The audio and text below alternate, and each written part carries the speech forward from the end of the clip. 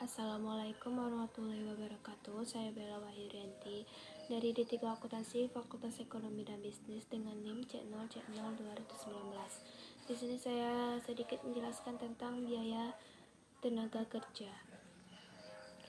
Pengertian biaya tenaga kerja. Biaya tenaga kerja merupakan suatu fisik atau mental yang dikeluarkan karyawan untuk mengolah produk.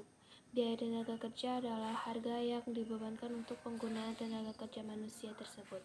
Dapat juga diartikan semua balasan jasa yang diberikan oleh perusahaan kepada semua karyawan. Elemen biaya tenaga kerja yang merupakan biaya produksi adalah biaya tenaga kerja untuk karyawan di pabrik. Cara penggolongannya biaya tenaga kerja. Penggolongan menurut fungsi pokok dalam organisasi perusahaan terbagi menjadi 3 biaya tenaga kerja, yaitu biaya tenaga kerja produksi, biaya tenaga kerja pemasaran, biaya tenaga kerja administrasi dan umum. Penggolongannya menurut kegiatan departemen-departemen dalam perusahaan terbagi menjadi 2 biaya tenaga kerja, yaitu biaya tenaga kerja yang terjadi di departemen produksi, biaya tenaga kerja yang terjadi di departemen non-produksi. Penggolongan menurut jenis pekerjaan. Dalam suatu departemen sebuah perusahaan, tenaga kerja dapat digolongkan berdasarkan jenis pekerjaannya, yaitu gaji mandor, upah pengawas, gaji operator. Penggolongan menurut hubungan dengan produk terbagi menjadi 2 biaya tenaga kerja, yaitu tenaga kerja langsung dan tenaga kerja tidak langsung. Akuntansi biaya tenaga kerja, gaji dan upah. Cara perhitungan gaji dan upah karyawan. Terdapat berbagai macam cara perhitungan upah karyawan di dalam perusahaan.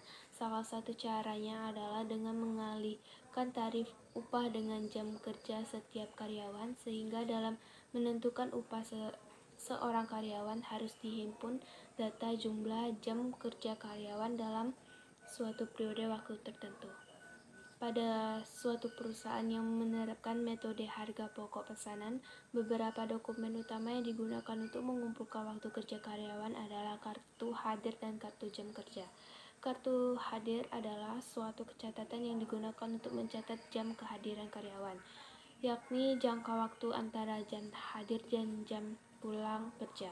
Bila jam kerjanya dimulai dari jam 7 pagi sampai jam 2 siang, maka kartu hadir karyawan akan berisi jam hadir di perusahaan dari jam pergi dari perusahaan pada tiap jam kerja. Cara pencatatan jurnal gaji dan upah karyawan. Terdapat 4 tahap pencatatan biaya, gaji, dan upah, yaitu tahap pertama, berdasarkan kartu hadir karyawan baik untuk karyawan di bagian produksi, pemasaran, ataupun administrasi dan juga umum.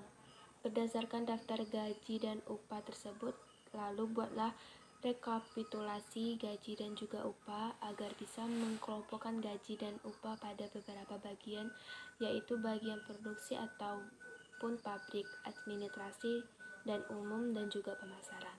Tahap kedua, berdasarkan daftar gaji dan upah ini, lalu bagian keuangan bisa membuat bukti kas keluar dan cek untuk mengambil uang dan bank. Pengambilan uang dari bank.